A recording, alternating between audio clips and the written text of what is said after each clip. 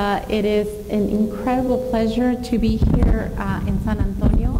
I grew up in McAllen, Texas, and graduated from McAllen and went to Pan American, and then I left Paradise for Michigan, where I got my graduate degree, and several of us actually are here. Laura Rendon is also an exile compatriota. So I have the pleasure of introducing the panel and of talking to you a little bit about our book that everybody so graciously got for free, and talking a little bit about the project. And I think that this is an interesting sort of break, because we are dealing with the mechanics of how do you get students to succeed. And I think that often in these discussions, they're very pragmatic, and they're very sort of like, you got to teach them math, and these are the skills they have to get. And then we forget a little bit about the emotional, psychological aspect of achievement and the cost that many people pay when they succeed and they're the only ones in that classroom, or they don't see themselves reflected in the teachers and mentors that they have. And I think that this book is the underbelly, to a certain extent, of that kind of achievement, and how it is that what we can learn from these trajectories, from these various women that succeeded in STEM fields when there weren't that many, if at all, in these academic endeavors. In fact, one of the essays is called "The First Chicana Botanist Who Actually Attended Berkeley," which was an interesting, I never thought about it that way. What an incredible journey. And this was only in the, I think in the late 60s, early 70s, that she went through her PhD program at Berkeley. And the way this started was, it was an outgrowth of this other book called Telling to Live, which is basically the same kind of stories, but women in academia, mostly in the humanities and the social sciences. And these women actually got together almost once a year for almost 7 years, trying to a certain extent, como dicen en español, cuando vas al curandero para que te barra y te saque todos los diablos, it was an exorcism of all the pain and everything, all the struggles they had gone through in order to succeed in the academy.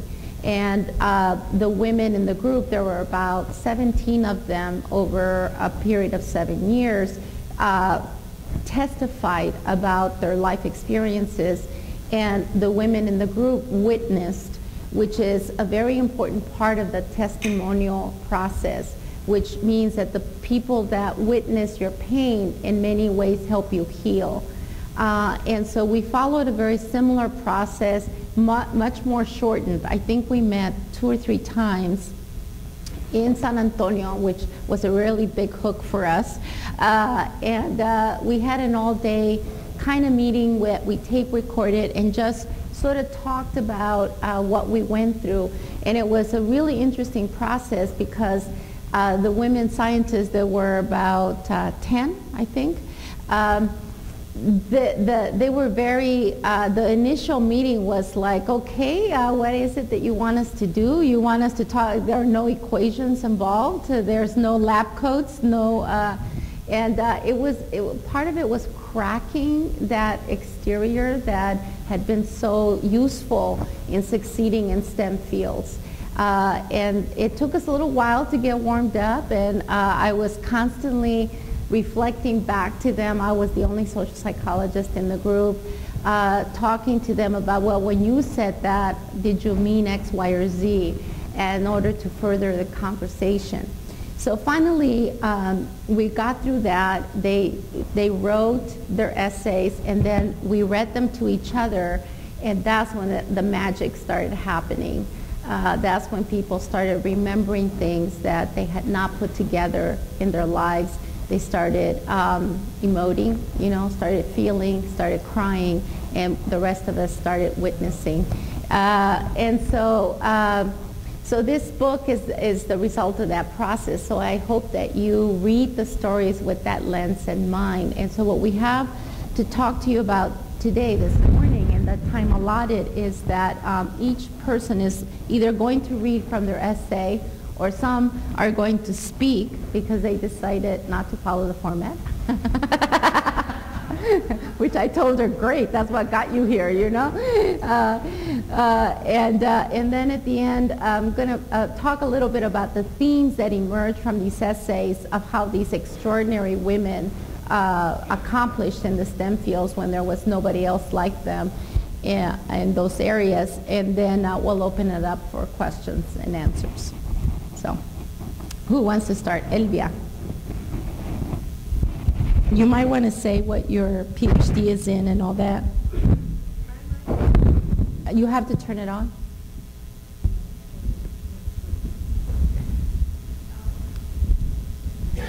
Good morning. Buenos dias. Welcome to San Antonio, UTSA, and the Academy of Teacher Excellence, ATE. I would like to first thank Dr. Ellen Tiojas Clark and Dr. Belinda Flores and the staff of ATE for making this summit possible. It is timely because we are at a critical point in recruiting Latinas and Latinos to the STEM fields. In my allotted 15 minutes, I will summarize my career in science and offer a reading from the chapter that is my autobiography in the book, Paths to Discovery, Autobiographies from Chicanas with Careers in Science and Mathematics and Engineering. I don't know if anybody has told you, but the centerpiece of the tables is a stack of books, and each one of you gets one for your own. You don't have to read it all here. You can take it home. The objective of my participation in this panel is to present some of my life experiences that might still be faced by students today. Now, and according to my career, after teaching high school science for 3 years, I went back to graduate school and earned a doctorate in soil chemistry. And armed with a PhD, I accepted a joint appointment with the National Park Service and the Western Archaeological Research Center. And it was a joint appointment with the University of Arizona. After about 5 years of doing that type of research, I went to Washington, D.C. to work on EPA, writing regulations based on the research I had previously done. And in the early 90s, when the U.S. National Global Change Research Program was established, I moved to the Forest Service to serve as National Coordinator for their Global Change Research Program. In that position, I worked with over 200 scientists doing global change research across the country. And I not only coordinated the work done within the Forest Service, but then also represented the Forest Service with other agencies such as NOAA and NASA and EPA. There were about 10 agencies where we were coordinating the research. We were trying to not duplicate what we were doing. NASA would be doing the research in the satellites. We would be doing the work in the forests. In this position, I also, one of my key responsibilities was to secure funding from Congress for the national program. That's a brief description of my career up to now.